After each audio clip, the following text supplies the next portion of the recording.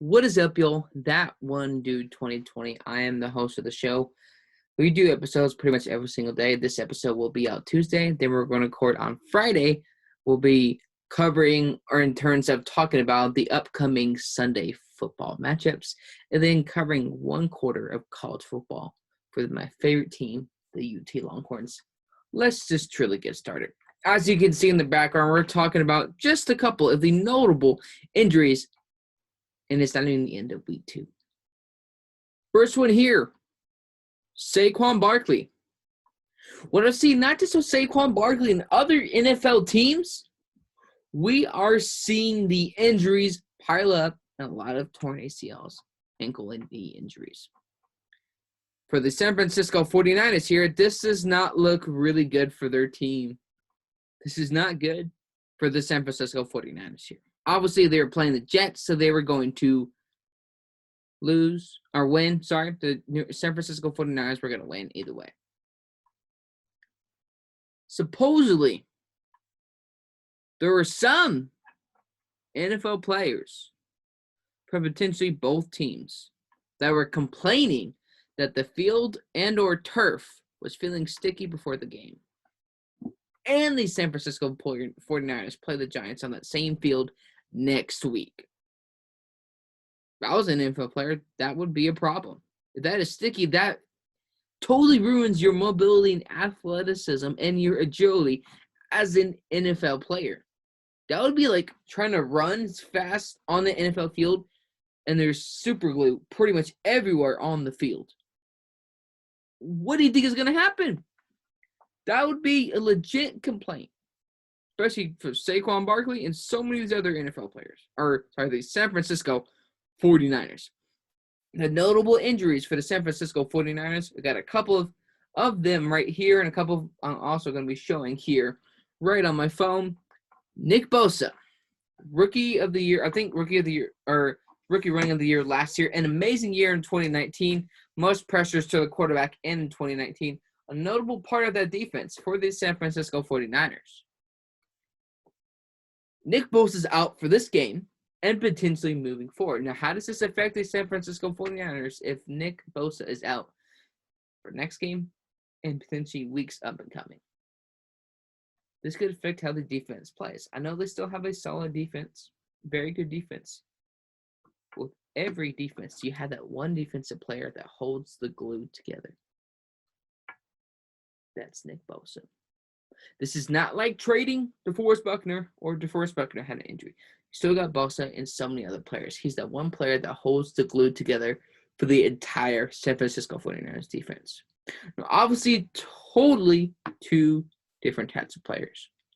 But Nick Bosa being out for this game and potentially moving forward for the San Francisco 49ers is going to hurt them long term, especially with the Arizona Cardinals doing what they have done in the first 2 weeks and moving forward. Next one, Solomon Thomas, another defensive injury for the San Francisco 49ers, where they prided themselves in 2019 on defense. They are a defense running type team. And with more and more of their defensive guys getting injured, not just for this game, but moving forward, does that hurt their playoff chances? Does that hurt them continuing for a division? Do they have a losing record? These are just thoughts and questions. Again, these are not just scenarios that are potentially going to happen. These are just thoughts and scenarios that I have in my head that we can talk about in future episodes. Another one, I think the biggest one on this list, is starting quarterback Jimmy Garoppolo. They all occurred in the first half at 1 p.m. Eastern Standard Time, or Eastern Time, for this Sunday football. I don't know if it's just a minor injury that keeps him out for the rest of the game. Like I said, for Nick Bosa and Solomon Thomas, maybe the next couple of days, and if I haven't read the reports correctly, we'll get some injury reports to see what is going to happen. Because all these other players for the 49ers that were injured last week and this week. This is the biggest one because it is your starting quarterback. I think their backup is Nick Mullins, who could be a very good backup. He showed up a little bit in 2018 when Jimmy Garoppolo was out for most of the 2018 NFL season. This is not, oh, if you put another guy in, they'll be good. This is your starting quarterback. If Jimmy Garoppolo is out for multiple weeks like Drew Lock, their season is potentially over. When I say potentially over, that doesn't mean that's exactly 100% what's going to happen. But there's a chance. And I hope I'm wrong. Another San Francisco 49ers injury on the offensive side of the ball is one of their star running backs, Raheem Mostert, who early on in the first quarter had a 70-plus yard touchdown. And, of course, now has the injury. How does that affect the running backs as a whole? I know they're running back by committee, so obviously Raheem Mostert is not the only running back for the San Francisco 49ers. He was the leading rusher last year, obviously being from team to team. He is now obviously the best running back on the roster. Though with him being out for this game and potentially more games going forward, that affects their running game, their passing game, and if Jimmy Garoppolo is there for next week, it affects the whole team as a whole. A lot of these injuries, all combined or intertwined for the San Francisco 49ers, affect their chances of contending. I'm not here to hate. I'm not a fan of the 49ers, and I'm not going to hate. But these are some of the worst injuries I've seen for a team in terms of impact. Nick Bosa, Solomon Thomas, Jimmy Garoppolo, and one of their best running back on the team, Raheem Mostert. Matt McKinnon. Other guys get a chance to start. Does that change at all? I'm not really sure. Going to another part of the NFC, but for the Minnesota Vikings, star linebacker Anthony Barr was out for the game. Paris Campbell, Rashad Perriman, which isn't a big loss for the Jets because they don't have any receiving weapons. He's not a good receiver. Drew Lock, like I just talked about, who is going to affect my Denver Broncos season if he's out 6 weeks, if not more. Our season is over. Talking about going back to Anthony Barr for the Minnesota Vikings.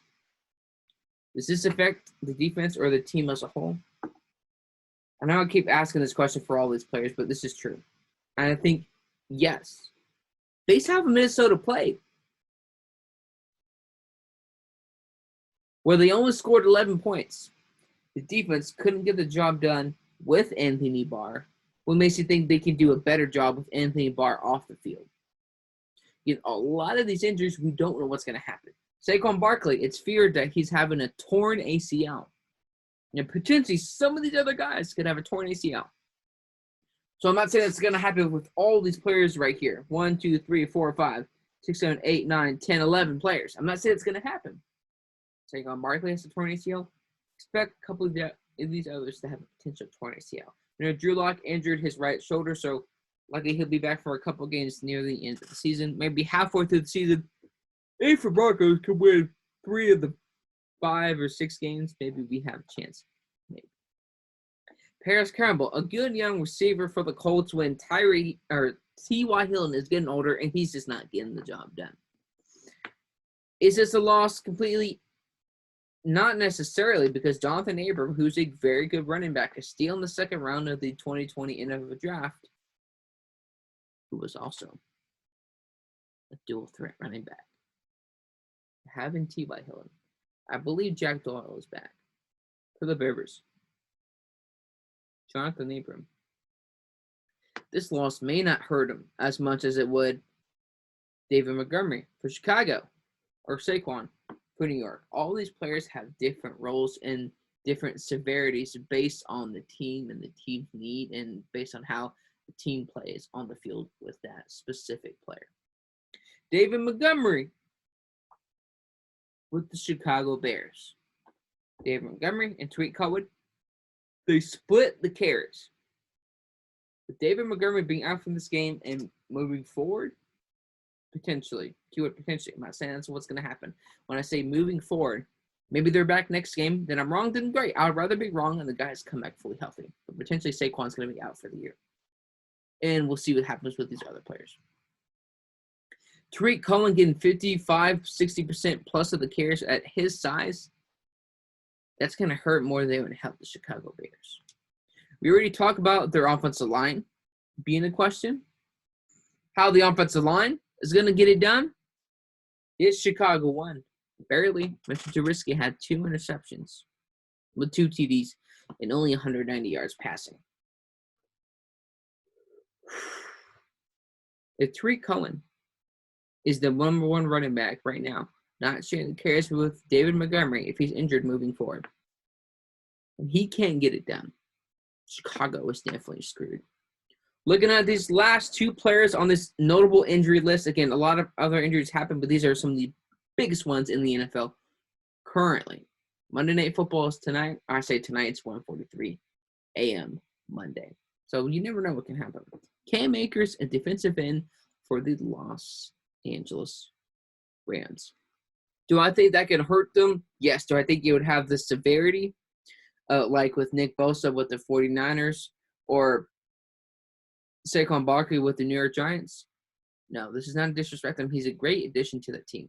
But they already have so many amazing other defensive players that they may have some plays here and there where they give up, but I don't think it's a complete loss like it would be for Nick Bosa with the 49ers. You see right here. Or Saquon Barkley with the New York Jets. Last one on this list, I believe, if I pronounce his name wrong, I apologize. Takk McKinley, I believe, is an offensive lineman for the Atlanta Falcons. Atlanta already struggled this in the offensive game. That's with, early on, the offensive line player. They already don't have a great offensive line. You have another offensive lineman dealing with injury. You darn right, this is a big problem. Dan Quinn's already on the hot seat. Matt Ryan's may not be there next year. I don't believe he should. Even before the season, I said and believe that. This is a loss for the Falcons, but not as much because even with the good offensive line players, or the best offensive line players the Atlanta Falcons have, it's not good enough because Matt Ryan cannot put the team on his back when it matters. This is just a few of the notable injuries in Week 2 of Sunday football. Monday Night Football is coming very soon, so we'll see what happens with that going into Week 3 of Thursday Night Football. Thank y'all so much for the support and watching these. I love y'all. Stay safe, and God bless. I'll see you soon.